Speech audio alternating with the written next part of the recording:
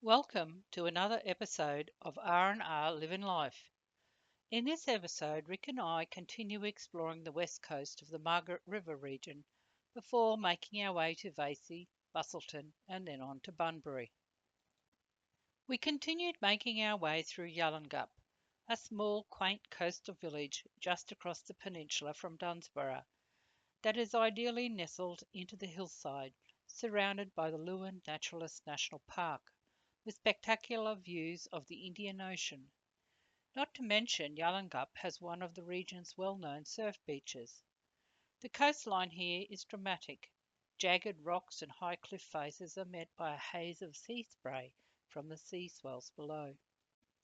They say that Yallingup is where surfing began in the mid-1950s. Our next stop was Wow. At Canal Rocks, the Indian Ocean has carved crevices and channels into the rocks of the headland, leaving a network of patchy rocky islands. These amazing formations of Canal Rock are essentially an open-air museum of the geological features and rocks of the Lewin Naturalist Ridge. The Canal Rock Bridge allowed us to experience these stunning rock formations while we were surrounded by the powerful forces of wind and water that have shaped them. For thousands of years, the Indian Ocean, surging and crashing against this section of granite coastline, has chiselled out this narrow channel between the granite rocks. It was truly remarkable. We were to see the power of the ocean quite often along this stretch of the Australian coastline, so very different from eastern Australia. Standing on the walkway that meandered around and across the rocks that took us to where we could view the impressive seascape with its swirling waters and the pounding sea beneath, sure had my heart pounding. The incoming tide gave us great views of the rushing ocean through the channel, the jagged rocks that jutted out of the ocean, the great views of the spectacular seascape across the Indian Ocean and up and down this remote coastline. What an amazing place! To see the power of the sea up close was awe-inspiring for a landlubber like me. Nature in all its glory. It was an impressive sight. I could only imagine what it would have been like when the weather was different, like when a big storm was approaching with swells rolling in. Not for the faint-hearted like me, that's for sure. Strong rips and currents, king waves and surges frequent the area, so I was not going anywhere near the waterline. Over the side of the walkway we could look into little pools and the lagoon where many marine creatures lived. On returning to the boat, we made our way back past Smith's Beach, again with unbeatable ocean views, and about a 600-metre wide stretch of white sand, tucked away on this section of the southwest coast near Yallingup. We continued on to the historically listed Millbrook Mill, listed in 2014.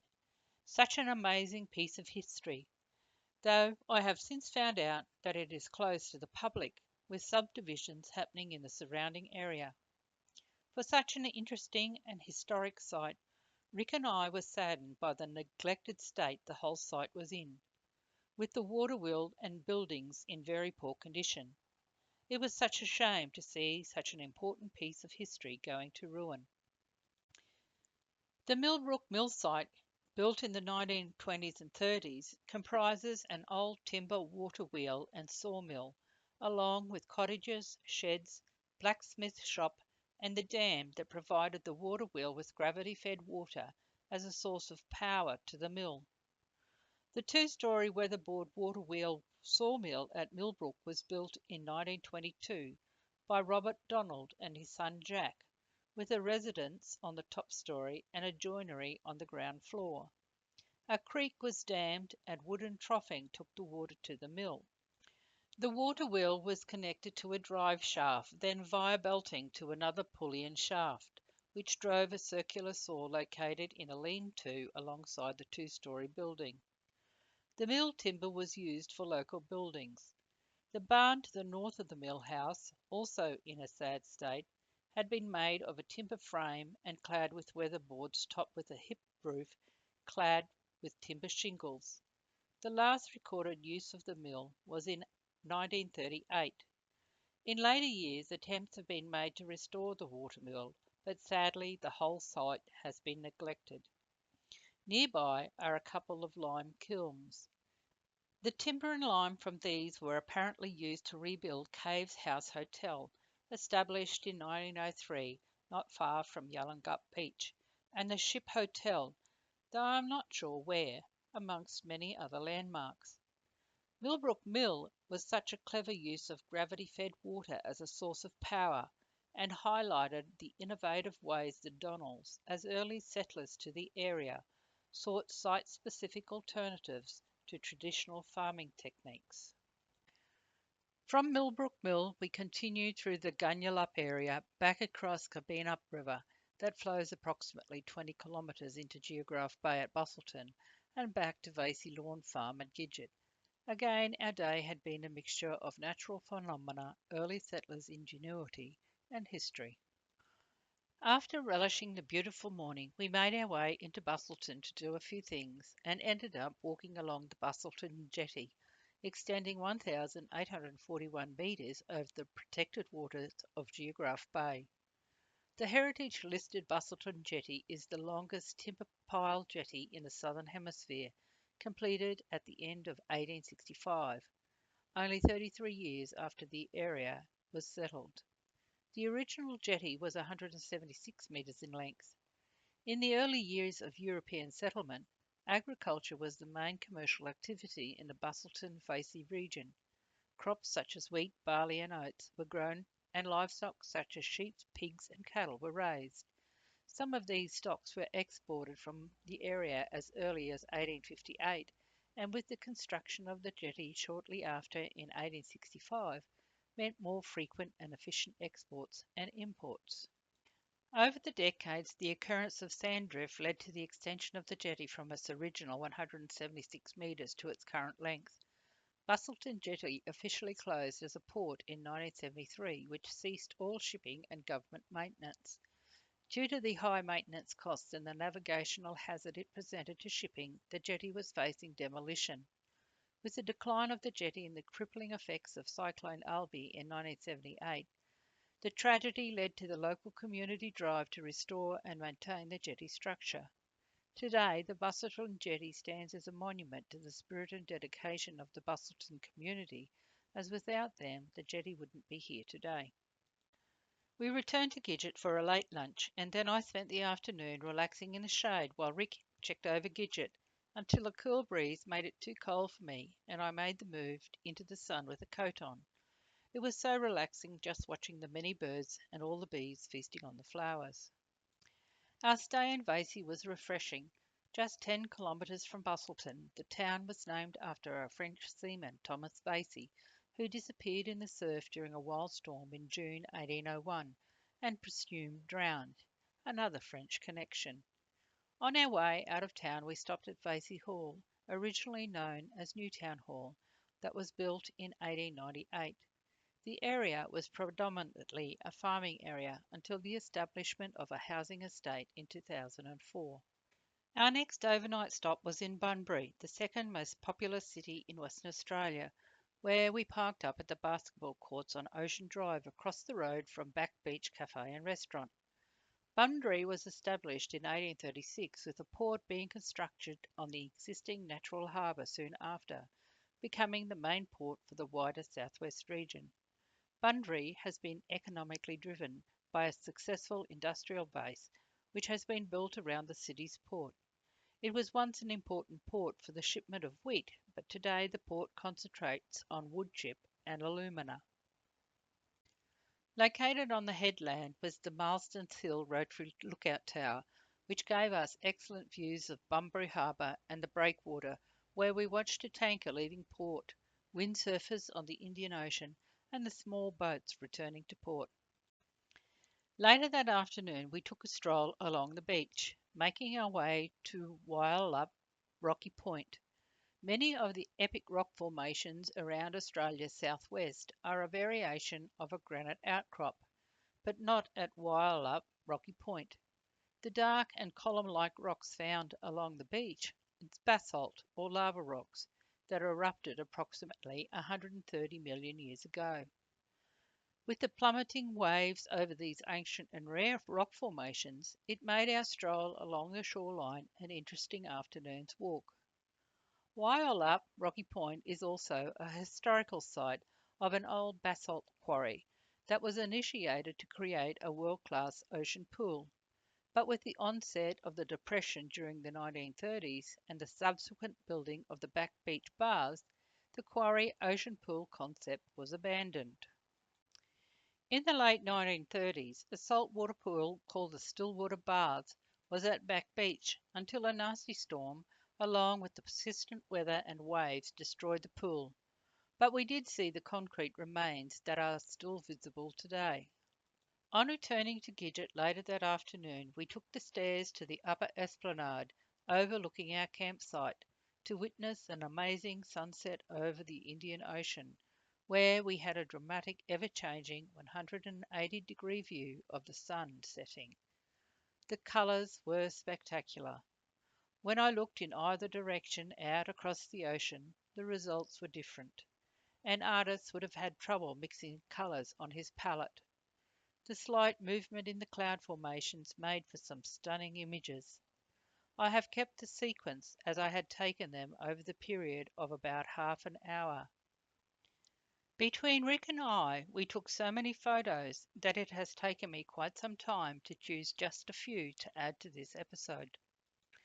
We left Bunbury early the next day, making our way along the southwestern highway towards Marrinup Ford on the Blackwood River. On the way, we passed through the little town of Boynanup, where the main street was filled with market stalls full of farm fresh produce, and on through the scenic rolling hills and orchards to Donnybrook, set in the picturesque area surrounded by stunning forest, winding rivers, rolling hills, vineyards, and lush orchards, especially grapes. The town was gazetted in 1894 and was originally a timber mill settlement on the banks of the Preston River until it became the scene of one of the nation's smaller gold rushes in the early 19th century. We had parked Gidget beside the locally constructed Apple Fun Park, a huge outdoor play area in the centre of Donnybrook, before making our way to the railway precinct. The railway station was constructed in 1893 in the interwar Georgian revival style. Adjacent to it is the station master's house, a single-storey weatherboard building with a gable corrugated iron roof and skillion verandas.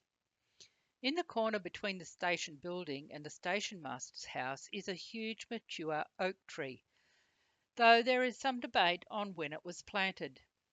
Some research says it having been planted in 1842, while other research says it was probably planted in 1893 when the railway station was being constructed. But it was a huge tree. On the other side of the track is a corrugated iron goods shed. Three tall apple lights erected in 1970 near the railway station were eye-catching. From Donnybrook, we continued making our way along the southwestern highway through Newlands that started out as a siding on the Donnybrook to Bridgetown section of the Northcliffe Branch Railway and was first mentioned in 1899, and Mullaleup that developed after the building of the Blackwood Inn in 1860 and was gazetted a town site in 1901. The towns are surrounded by farms including fruit, vegetables, beef, cattle and sheep. We were certainly enjoying the drive through the Blackwood River Valley, surrounded by countryside, forests, farmland, and orchards. Continuing on through Ballingup, we left the southwestern highway at Greenbushes, taking the Marrinup Ford Road to the caravan park located at Marrinup Ford. The ford was used by traffic going from the Warren Manjimup area to the port of Bunbury until 1862, when the bridge was built in Bridgetown. Marrinup Ford has always been a district hub, with a school established in the 1920s and Evensong church services held in the homestead since 1918. The main homestead was built in 1917 using bricks handmade on site. Hospitality has been offered in the homestead for visitors since the 1920s. It was a great place to relax and unwind, enjoying the views and sounds of nature. The extensive gardens attracted many birds, as well as provided a great place to enjoy the countryside and the busy life of farming. The property, Marjimup Ford, has been owned by the Brown family since it was purchased as freehold from the Crown in 1898. There are currently three generations of the family living on the property. Such a wealth of knowledge. We explored the grounds before venturing down to check out the location of the ford in the bend of the Blackwood River. On our way to Manjimup, we stopped at the T intersection of the Brockman and the Southwestern highways to check out the Blackwood Bridge. The existing Blackwood Bridge was constructed in 1981, with the original being constructed in proximity to Ford House in 1862, but was swept away as it neared completion. A second bridge was constructed soon after in a more favourable location at the very end of Hampton Street. In 1881, a third, stronger bridge was built using convict labour, also starting at the end of Hampton Street, but skewed slightly to the southwest. This bridge remained in use until 1936, when the highway was realigned to its current position, and was also the first of the bridges to be built using timbered mill. The abandoned abutments of this bridge remain on each side of the river. All five bridges were of timber construction, with the 1981 bridge being constructed using traditional timber technology and large jarrah sections. We continued on to Manjimup through the little towns of Yornup and Palgarup, then spent some time exploring the town. In the park was an impressive chainsaw carved statue of two hands clutching an Olympic torch, commemorating the Sydney 2000 Olympic torch relay that passed through Manjimup. Surrounded by forested areas, Manjimup may have started out as timber country, but today, though still intermingled with tall karri trees, the surrounding farmland takes centre stage in a thriving fruit and vegetable industry. I hope you have enjoyed this episode. Give us a thumbs up if you did. Join us next time as we continue to explore the Bridgetown Greenbushes area. Take care and stay safe. Cheers for now. Rick and Rosemary. R&R, Living Life.